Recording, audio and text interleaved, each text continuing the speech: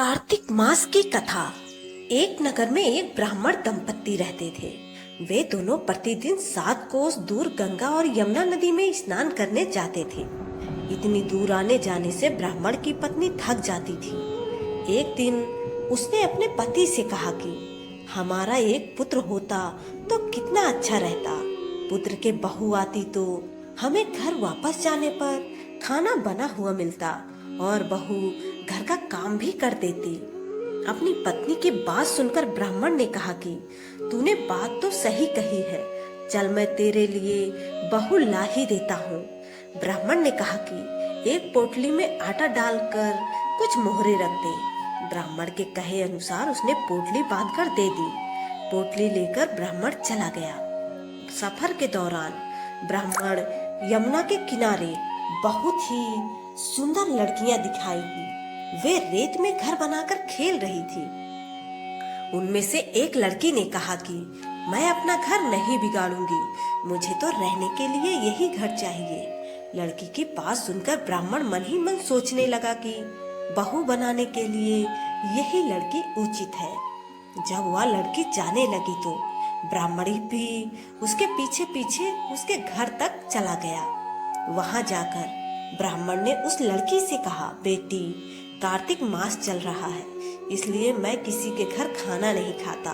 मैं अपने साथ आटा लेकर आया हूँ। तुम अपनी माता से पूछो कि क्या वह मेरे लिए आटा छानकर 4 रोटी बना देगी। यदि वह मेरा आटा छानकर रोटी बनाएगी तो ही मैं रोटी खा लूंगा। लड़की ने जाकर अपनी माँ को ये सारी बात बताई। माँ ने कहा, उचित है, जाकर ब्राह्मण देव से कह दो कि वह अपना आटा दे दे, मैं रोटी बना दूंगी। जब वह आटा छानने लगी तो आटे में से मोहरे निकली। वह सोचने लगी कि जिसके आटे में इतनी मोहरे हैं, उसके घर में कितनी मोहरे होंगी। जब ब्राह्मण खाना खाने बैठा तो लड़की की माँ ने उस ब्राह्मण से पूछा, क्या आपका कोई लड़का है और क्या आप उस लड़के की सगाई करने जा रहे हैं। यह सुनकर ब्राह्मण ने कहा कि मेरा लड़का तो काशी में पढ़ने गया हुआ है, लेकिन यदि तुम कहो तो खांड कटोरे से विवाह करके तेरी बेटी को अपने साथ ले जाऊं। लड़की की माँ ने कहा, ठीक है ब्राह्मण देव। इस पर लड़की की माँ ने लड़की की खांड कटोरे से शादी करके ब्राह्मण के साथ भेज दिया। ब्राह्मण ने घर आकर कहा, रामू की माँ, दरवाजा खोलकर देख, मैं तेरे लिए बहू लेकर आया हूँ। ब्राह्मण की पत्नी भीतर से ही बोली, हमारे तो कोई बेटा बेटी नहीं है, तो बहू कहाँ से आई। दुनिया ताने मारती थी, अब आप भी मारने लगे। ब्राह्मण ने कहा, तो दरवाजा खोल कर तो देख। जब ब्राह्मणी ने दरवाजा खोला तो सामने बहू को खड़ी देखा। उसने बहू का स्वागत किया और आदर सत्कार से अंदर ले गई। अब जब ब्राह्मण अपनी पत्नी के साथ नदी स्नान करने जाता तो पीछे से बहू घर का सारा काम करके और खाना बनाकर रखती थी। वह उनके कपड़े धोती, रात को पैर भी दबाती थी। इस तरह बहुत दिन बीत गए। ब्राह्मणी ने अपनी बहू से कहा कि बहू, कभी भी चूल्हे की आग बुझने मत देना, मटके का पानी कभी खत्म मत होने देना। परंतु एक दिन चूल्हे की आग बुझ गई। यह देखकर बहू घबरा गई और भागी भागी अपने पड़ोसन के पास गई और कहा कि मेरे चूल्हे की आग बुझ गई है, मुझे थोड़ी आग चाहिए। मेरे सास ससुर सुबह 5 बजे से गए हुए हैं, अब थके हुए घर आएंगे, इसलिए मुझे उनके लिए खाना बनाना है।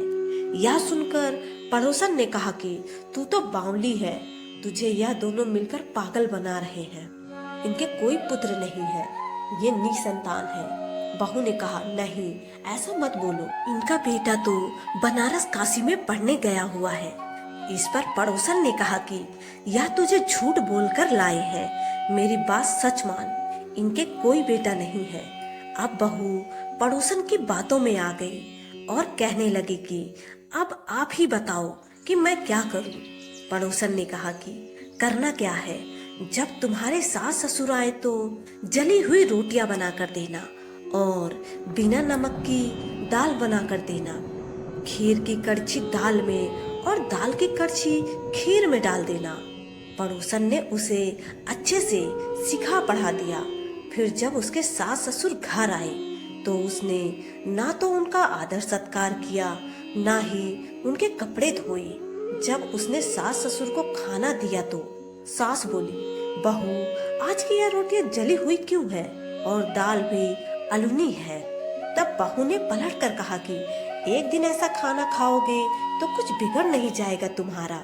सास ससुर को खरी खोटी सुनाकर वह फिर से पड़ोसन के पास गई और बोला कि अब आगे क्या करना है।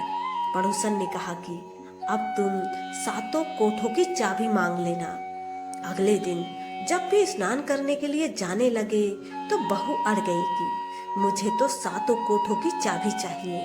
तब सासुर ने कहा कि इसे चाबी दे दे। तब सास ने बहू को चाबी दे दी।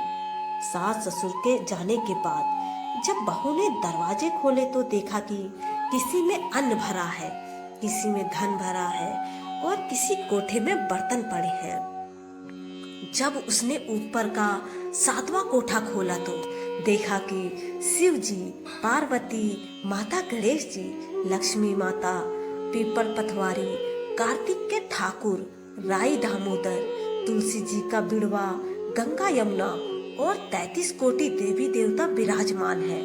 वहीं पर एक लड़का चंदन की चौकी पर बैठा माला जप रहा है। यह सब देखकर उसने लड़के से पूछा कि तुम कौन हो। तब लड़का बोला, मैं तेरा पति हूँ, अभी दरवाजा बंद कर दे, जब मेरे माता पिता आएंगे तब दरवाजा खोलना।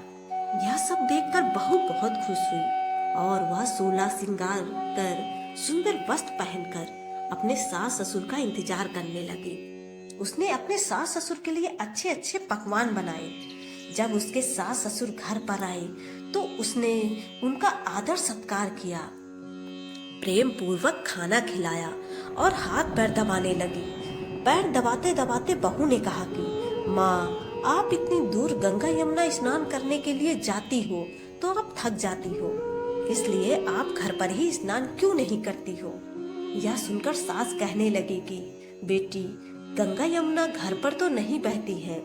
तब उसने कहा, हाँ माँ जी, बहती हैं, चलो मैं आपको दिखाती हूँ। जब बहू ने सातवां कोठा खोलकर दिखाया तो उसमें शिव जी, पार्वती जी, गणेश जी, लक्ष्मी जी, पीपल पथवारी, कार्तिक के ठाकुर, राई दामोदर, तुलसी जी का बिड़वा, गंगा यमुना बह रही थी और 33 कोटि देवी देवता विराजमान है। वही चौके पर बैठा एक लड़का माला जप रहा है।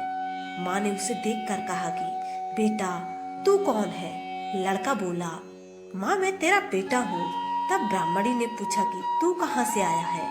लड़के ने जवाब दिया कि मुझे कार्तिक ने भेजा है। माँ ने कहा, बेटा, यह संसार कैसे मानेगा कि तू मेरा बेटा है। माँ ने कुछ विद्वान पंडितों से मदद मांगी।